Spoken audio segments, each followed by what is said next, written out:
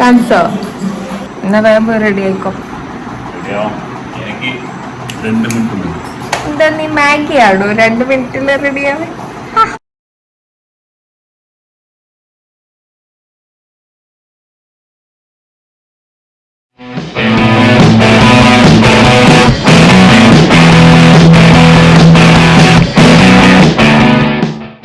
പോകാം.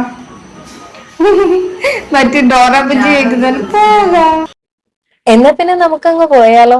പെട്ടിയൊക്കെ റെഡിയാണ്. സോ എന്നത്തെയും പോലെ വളരെ ഹാപ്പിയോടെ welcome to our YouTube channel. സമയം ഒന്നും ഒരുപാടൊന്നും ആയിട്ടില്ലെന്ന്, ജസ്റ്റ് ഒരു 4 മണി ആയിട്ടുള്ള വെളുപ്പിന്.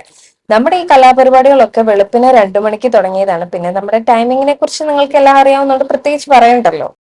അടുത്തതായി പരിപാടിയിലേക്ക് കടക്കുന്നതിന് മുന്നേ ധരണിയുടെ ഒരു സ്വാഗത പ്രസംഗമാണ് കേട്ടോ. ഞങ്ങളിപ്പോ ട്രിപ്പ് തുടങ്ങി.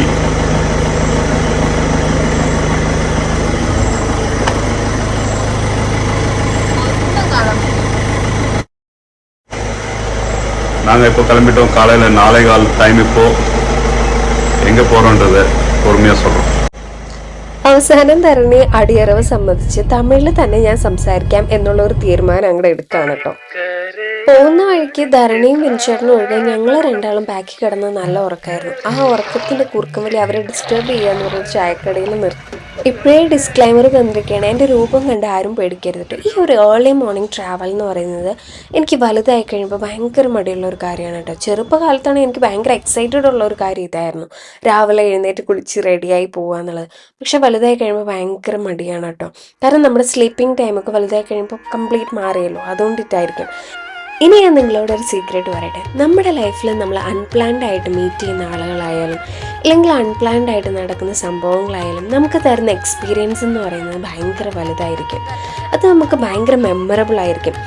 അതേപോലെ തന്നെയായിരുന്നു ഞങ്ങൾക്ക് ഈ ഒരു ട്രിപ്പും ഭയങ്കര അൺപ്ലാൻഡ് ആയിട്ട് സംഭവിച്ചതാണ്. അതുകൊണ്ട് തന്നെ ഈ ഒരു എക്സ്പീരിയൻസ് ഞങ്ങൾക്ക് ഭയങ്കര മെമ്മറബിൾ ആയിരുന്നു.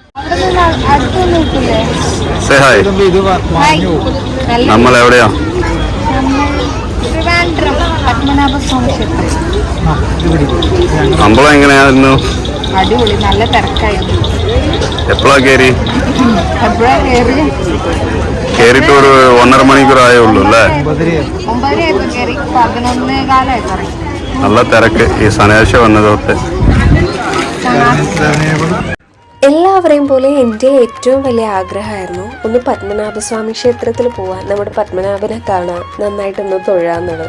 പക്ഷെ അത് ഇത്ര പെട്ടെന്ന് സാധിച്ചു കിട്ടുമെന്ന് ഞാൻ ഒരിക്കലും വിചാരിച്ചിട്ടുണ്ടായിരുന്നില്ല. ഞാൻ മുന്നേ പറഞ്ഞില്ലേ, നമ്മുടെ ഈ ഒരു ട്രിപ്പിൽ കുറച്ച് അൺഎക്സ്പെക്റ്റഡ് ആയിട്ട് ലാസ്റ്റ് മിനിറ്റ് പ്ലാനും നമ്മൾ ആഡ് ചെയ്തു. അങ്ങനെയാണ് നമ്മൾ നമ്മുടെ പത്മനാഭനെ കാണാമെന്ന് തീരുമാനിച്ചത്. ഇതിനു മുന്നേ നമ്മൾ ആരും ഇവിടെ വന്നിട്ടില്ലാത്തതുകൊണ്ട് നമുക്ക് ഇവിടുത്തെ ടൈമിങ്ങും കാര്യങ്ങളും എങ്ങനെയൊക്കെയാണെന്ന് ചെറിയൊരു ഡൗട്ട് ഉണ്ടായിരുന്നു. പിന്നെ എൻ്റെ ഒരു ഫ്രണ്ട് ഇവിടെ ട്രിവാൻഡ്രത്തുണ്ട്. അപ്പോൾ ചേച്ചീനെ വിളിച്ച് നമ്മളെല്ലാം അന്വേഷിച്ച് എങ്ങനെയാണ് കാര്യങ്ങൾ എന്നൊക്കെ അറിഞ്ഞ് അതിനനുസരിച്ച് നമ്മൾ രാവിലെ വീട്ടിൽ നിന്ന് ഇറങ്ങുകയാണ് കേട്ടോ ചെയ്തത്. രാവിലെ ഒരു 4 മണിയൊക്കെ ആയപ്പോൾ എഴുന്നേറ്റെങ്കിലും നമ്മൾ വീട്ടിൽ നിന്ന് ഇറങ്ങാൻ ഒരു 5-5:30 ആയിട്ടുണ്ടായിരുന്നു. എന്തായാലും വന്നു സമയത്ത് തന്നെ നമുക്ക് വലിയ തിരക്കില്ലാതെ നന്നായി കണ്ട് തൊഴാൻ പറ്റി. അങ്ങനെ ഞങ്ങൾ എല്ലാവരും നല്ലവണ്ണം ട്രിവാൻഡ്രം വണ്ണം വെച്ചു. നല്ലവണ്ണം ട്രിവാൻഡ്രം. നിങ്ങൾ കുറച്ചു നേരം ധരണീന് സഹിക്കട്ടോ, പുള്ളിക്ക് എന്തൊക്കെയോ പറയാം. അങ്ങനെ ഞങ്ങള് ട്രിവാൻഡ്രത്തിലുള്ള പത്മനാഭ സ്വാമി ടെമ്പിളിനെ കണ്ടിട്ട് നല്ല ഒരു തമിഴിൽ പറയാം, നല്ല ഒരു ദൈവം അതും പറഞ്ഞിട്ടുണ്ട്. നല്ല സ്വാമി കുമ്പിട്ടിട്ട് ദൈവത്തിനെ കണ്ടിട്ട് പ്രസാദം മേടിച്ചു. പിന്നെ ഞങ്ങളുടെ ഫ്രണ്ടിന്റെ വീട്ടിൽ കയറി അവിടെ ഭക്ഷണം കഴിച്ചിട്ട് ഇപ്പോൾ ഇറങ്ങി.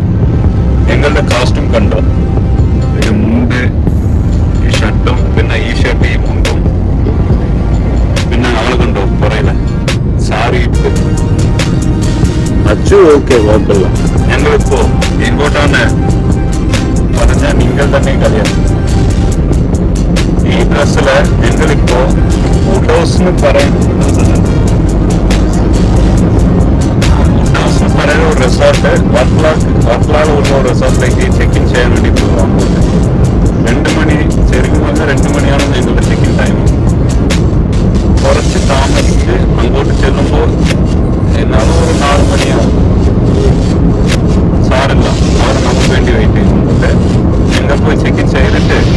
ബസ്സിൽ പോയി അങ്ങനെ ചെക്കിൻ ചെയ്യുമ്പോൾ അവരെന്ന് വിചാരിക്കുന്നത് ഇപ്പൊ ഞങ്ങൾ വിചാരിക്കുമ്പോൾ നിങ്ങൾക്ക് തന്നെ ശരിയാവുക സാറില്ല.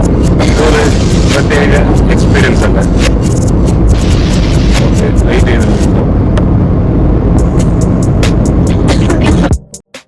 ഇപ്പോഴത്തെ നിങ്ങളുടെ മാനസികാവസ്ഥ ആരേക്കാൾ കൂടുതൽ എനിക്ക് നന്നായിട്ട് മനസ്സിലാവും കേട്ടോ. അതേപോലെ തന്നെ നിങ്ങൾക്കും എൻ്റെ അവസ്ഥ ഇപ്പോൾ മനസ്സിലായി കാണുമല്ലോ, ഞാൻ എന്തൊക്കെ ത്യജിച്ചും സഹിച്ചുമാണ് മുന്നോട്ട് പോകുന്നതെന്നുള്ളത്. അതൊക്കെ പോട്ടെ, എന്തായാലും ധരണി പറഞ്ഞതുപോലെ നമ്മൾ എങ്ങനെയാണ് ഈ ട്രിപ്പിലേക്ക് എത്തിയതെന്നും എന്തായിരുന്നു നമ്മുടെ ആക്ച്വൽ ട്രിപ്പ് പ്ലാൻ എന്നുള്ളതൊക്കെ നിങ്ങൾക്ക് ഇപ്പോൾ ഏകദേശം മനസ്സിലായി കാണുമല്ലോ.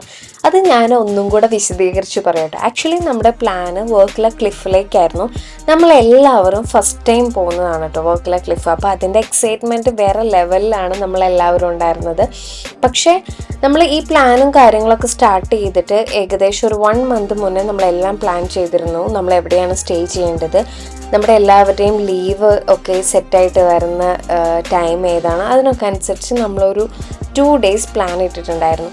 അങ്ങനെ നമ്മൾ പക്കയായിട്ട് പ്ലാൻ ചെയ്ത് നമുക്കൊരു കംഫർട്ടബിൾ ആയിട്ടുള്ള സ്റ്റേയിങ് ഒക്കെ അറേഞ്ച് ചെയ്താൽ മാത്രമാണ് നമ്മൾ പോകുന്ന ആ ഒരു ട്രിപ്പ് കുറച്ചും കൂടെ നമുക്ക് എക്സാക്റ്റ് ആ ഒരു ഫീലിലേക്ക് എത്തുള്ളൂ അല്ലേ.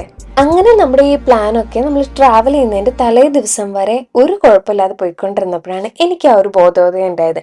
കാരണം നമ്മൾ 2 days ട്രിപ്പാണ് പ്ലാൻ ചെയ്തിരിക്കുന്നത്. അപ്പോൾ നമ്മൾ ബുക്ക് ചെയ്തിരിക്കുന്ന റിസോർട്ടിൽ നമ്മുടെ ചെക്കിംഗ് ടൈം 12:30 ആണ്. സോ 12:30 നമ്മൾ എത്താനാണെങ്കിൽ നമ്മുടെ വീട്ടിൽ നിന്ന് ഒരു 8 or 9 o'clock ഇറങ്ങിയാൽ മതി. നമുക്ക് അത്രയും ഡിസ്റ്റൻസേ വരുന്നുള്ളൂ.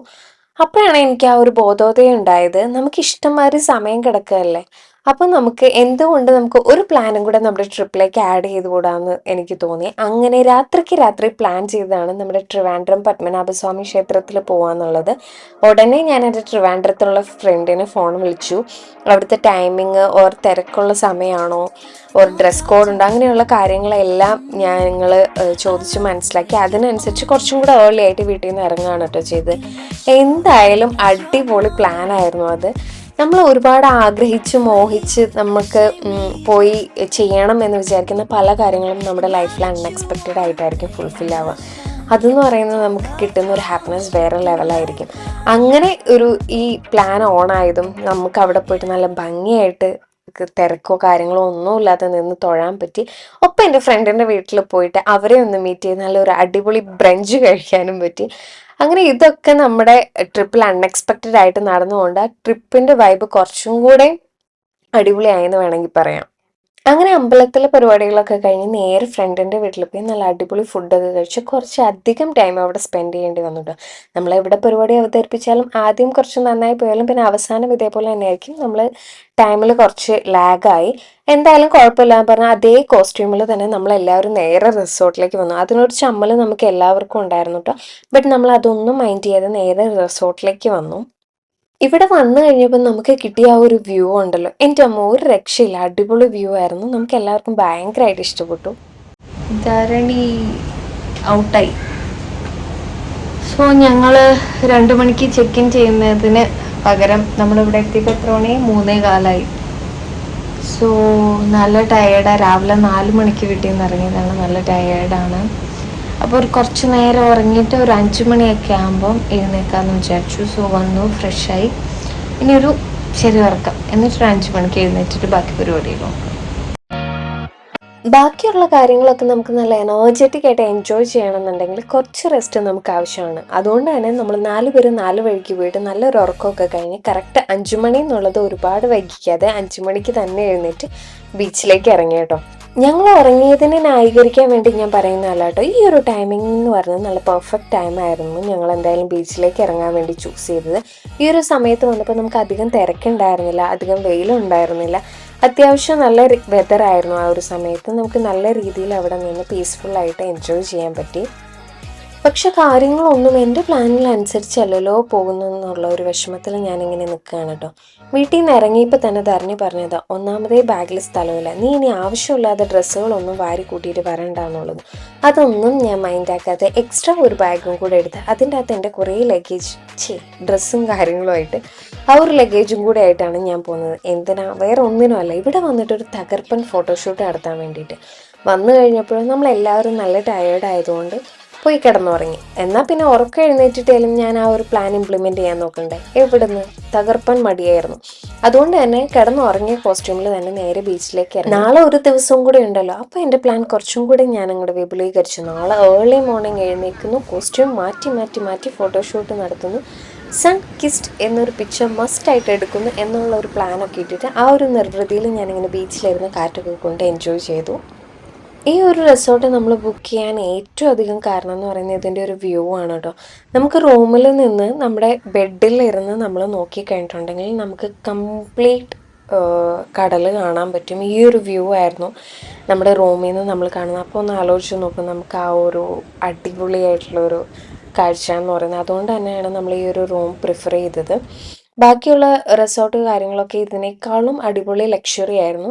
പക്ഷെ ആ ഒരു ഇതിൽ നമ്മൾ പിക്ചേഴ്സൊക്കെ നമ്മൾ ബുക്ക് ചെയ്യുന്ന സമയത്ത് നോക്കിയപ്പോൾ നമുക്ക് അതിനനുസരിച്ച് വ്യൂ ഒന്നുമില്ല. കാരണം ഈ ഒരു റിസോർട്ടാണ് ബീച്ചിനോട് കുറച്ചും കൂടെ ക്ലോസ്ഡ് ആയിട്ടുള്ളത്. ബാക്കിയുള്ളതെന്നൊക്കെ പറയുമ്പം നമുക്ക് ഇത് എൻഡിങ് ആണോ സ്റ്റാർട്ടിങ് ആണോ എന്നറിയില്ല. എന്തായാലും ഈ റിസോർട്ടിന് ശേഷം അപ്പുറത്തേക്ക് വേറെ റിസോർട്ടൊന്നുമില്ല. അപ്പോൾ അത് കുറച്ചുകൂടെ ബീച്ചിനോട് അടുത്തിട്ടുള്ളതാണ്. ബാക്കിയുള്ളതെന്നൊക്കെ പറയുമ്പം നമ്മൾ ഈ ക്ലിഫ് എന്ന് പറയുന്ന ആ ഒരു വേ ഉണ്ടല്ലോ, നടന്ന് പോകുന്ന വഴിക്ക് ഉള്ളതാണ്. അപ്പോൾ അത് കുറച്ചും കൂടെ ഹൈറ്റിലായിരുന്നു ബാക്കി റിസോർട്ട്സും കാര്യങ്ങളൊക്കെ. അപ്പോൾ നമുക്ക് ആ ഒരു വ്യൂ അത്ര അടിപൊളി ആയിരുന്നില്ല. അതുകൊണ്ടാണ് നമ്മൾ ഈ ഒരു റിസോർട്ട് ചൂസ് ചെയ്തത്. എന്തായാലും നമ്മളെല്ലാവരും റൂമിൽ പോയി ഒട്ടും താമസിക്കാതെ വേഗം തന്നെ റെഡിയായി പുറത്തേക്ക് ഇറങ്ങി. കാരണം എല്ലാവർക്കും നല്ല വിശപ്പുണ്ടായിരുന്നു. പിന്നെ നമ്മൾ പ്ലാൻ ചെയ്തു, ഓക്കെ നമുക്ക് എന്തായാലും നടന്ന് കാണാൻ ഒരുപാടുണ്ട്, സോ നമ്മൾ അങ്ങനെ ഡിന്നർ കൂടെ കഴിച്ചിട്ട് തിരിച്ച് റൂമിലേക്ക് വന്നാൽ മതി എന്നുള്ള ഒരു പ്ലാനിലാണ് നമ്മൾ ഇറങ്ങിയത്. നമുക്ക് നടന്ന് കാണാൻ ഒരുപാടുണ്ട്. ഈ ഒരു വ്യൂ എന്ന് പറയുന്നത്, അതും നൈറ്റ് ടൈമിൽ ഈ ലൈറ്റ്സും കാര്യങ്ങളും ബീച്ചും ആ ഒരു വെതറും ഒക്കെ നല്ല അടിപൊളിയായിരുന്നു. അപ്പോൾ നമ്മൾ അതൊക്കെ എൻജോയ് ചെയ്ത് നമുക്കൊന്ന് നടന്നിട്ട് വരാമെന്ന് വിചാരിച്ചു. എന്തായാലും നടക്കുന്നതിന് മുന്നേ വിശപ്പും സാമാന്യം നല്ല രീതിയിലുള്ള ഉണ്ടായത് കൊണ്ട് നമ്മൾ നേരെ റൂമിൽ നിന്ന് ഇറങ്ങി ആദ്യം പോയി ഒരു ചായയൊക്കെ കുടിച്ച് സ്നാക്സൊക്കെ കഴിച്ചിട്ടാണ് നമ്മൾ ബാക്കി കാര്യങ്ങൾക്കൊക്കെ ആയിട്ട് ഇറങ്ങിയത്. അങ്ങനെ പോകുന്ന വഴിക്കാണെങ്കിൽ നമുക്ക് കാണാൻ ഒരുപാട് ഷോപ്സ് ഉണ്ട് കേട്ടോ. ക്ലോത്ത്സ് ആയാലും ആൻറ്റിക് പീസ് ആയാലും അങ്ങനെ ഒരുപാട് കടകളുണ്ട്. നമുക്ക് കയറി കാണാനും ഷോപ്പിംഗ് ചെയ്യാനൊക്കെ ഒരുപാട് ഓപ്ഷൻസ് ഉണ്ട്. പക്ഷെ എനിക്ക് ബഡ്ജറ്റ് വൈസ് ഇത് അത്ര ഓക്കെ ആയിട്ട് തോന്നിയില്ല. പിന്നെ ഇപ്പോൾ ഉള്ള നമ്മുടെ ഏറ്റവും വലിയ പ്രശ്നം എന്ന് പറയുന്നത്, നമുക്കിതെല്ലാം ഓൺലൈനിൽ ഈസി അഫോർഡബിൾ ആയിട്ട് നമുക്ക് കിട്ടുന്നത് കൊണ്ട് നമ്മൾ പെട്ടെന്ന് ഇങ്ങനത്തെ ഷോപ്സിലൊക്കെ ചെല്ലുമ്പോൾ അല്ലെങ്കിൽ ഇങ്ങനത്തെ ഒരു ഏരിയയിലൊക്കെ കുറച്ച് കോസ്റ്റ്ലി ആയിരിക്കും. നമ്മളിങ്ങനെ ചെന്ന് കഴിയുമ്പോൾ നമ്മളത് പെട്ടെന്ന് നമുക്ക് മൈൻഡ് അങ്ങോട്ട് പോയി നമ്മൾ കമ്പയർ ചെയ്യാൻ തുടങ്ങും. അതുകൊണ്ടിട്ട് തന്നെ എനിക്ക് അവിടെ നിന്ന് ഒന്നും വാങ്ങാൻ തോന്നിയില്ല. എന്തായാലും കടകളൊക്കെ കയറി കണ്ട് പതുക്കെ നമ്മൾ അവിടേക്ക് എൻജോയ് ചെയ്ത് നമ്മളങ്ങ് പോയി. ഇനി നമ്മൾ എവിടെയും നിൽക്കുന്നില്ല, നേരെ ഒരു നല്ല റെസ്റ്റോറൻറ്റിൽ പോവാൻ ഫുഡ് കഴിക്കുക, അതാണ് നമ്മുടെ പ്ലാൻ. അങ്ങനെ നേരെ നമ്മൾ ഒരു അടിപൊളി റെസ്റ്റോറൻറ്റ് ഫൈൻഡ് ചെയ്തു, പോയി ഫുഡ് കഴിച്ചു. അങ്ങനെ ഫുഡൊക്കെ കഴിച്ചിട്ട് ഇതാ നമ്മൾ പിന്നെയും ബീച്ചിലേക്ക് വന്നേക്കാണ്ട്. ഇപ്പോൾ സമയം ഏകദേശം ഒരു 11-11:30 ഒക്കെ ആയിട്ടുണ്ട്. ഈ സമയത്തും എല്ലാവരും ബീച്ചിൽ തന്നെ ഉണ്ട് കേട്ടോ. കാരണം ലേറ്റ് നൈറ്റ് ബീച്ചിൻ്റെ സൈഡിൽ നല്ല കാറ്റൊക്കെ കൊണ്ടിരിക്കാൻ ഇഷ്ടമില്ലാത്തവർ ആരല്ലേ. അതേപോലെ തന്നെയാണ് നമ്മളും അവിടെയുള്ള ആളുകളും. സോ അങ്ങനെ എല്ലാവരും തന്നെ ഈ ഒരു സമയത്തും ബീച്ചിലുണ്ടായിരുന്നു. എനിക്ക് അവിടെ ഏറ്റവും സർപ്രൈസിങ് ആയിട്ട് തോന്നിയൊരു കാര്യം എന്ന് പറയുന്നത്, അവിടെ പോലീസ് റൗണ്ട്സിന് വരുന്നുണ്ട്, പോലീസ് അവിടെ നിൽക്കുന്നുണ്ട്, എല്ലാം ഉണ്ട്. പക്ഷേ ഈ ഒരു ടൈമിൽ ഇറങ്ങരുത് ഇല്ലെങ്കിൽ ഇങ്ങനെ റെസ്ട്രിക്റ്റ് ചെയ്യുക അങ്ങനത്തെ വലിയ പ്രോബ്ലംസ് ഒന്നും ഉണ്ടായിരുന്നില്ല. മേ ബി അത് മറ്റുള്ളവർക്ക് ഇങ്ങനെ ബുദ്ധിമുട്ടുണ്ടാക്കുന്ന രീതിയിൽ ആരും അവിടെ ബിഹേവ് ചെയ്യാത്തതുകൊണ്ടിട്ടായിരിക്കും. എന്തായാലും നല്ല പീസ്ഫുള്ളായിട്ട് നല്ല കാമായിട്ടുള്ള ഒരു അന്തരീക്ഷമായിരുന്നു. കുറേ നേരം അവിടെ ഇരുന്ന് അങ്ങോട്ടും ഇങ്ങോട്ടുമൊക്കെ സംസാരിച്ചിട്ട് നമ്മൾ അഗെയിൻ റൂമിലേക്ക് വന്നു. ഇനി നേരെ പോയി കിടന്നുറങ്ങുക. നാളെ രാവിലെ നമുക്ക് ചെയ്യാൻ ഒരുപാട് കാര്യങ്ങളുണ്ട്. So again good morning. Day 2 ആയിട്ടോ. ഇന്ന് നമുക്ക് പോകാനും ചെയ്യാനുമായിട്ട് ഒരുപാട് കാര്യങ്ങളും ഒരുപാട് പ്ലേസസും ഉണ്ട്. സോ അതൊക്കെ നമുക്ക് നെക്സ്റ്റ് വീഡിയോയിൽ കാണാം. അതുവരെ ടാറ്റാ ബൈ ബൈ.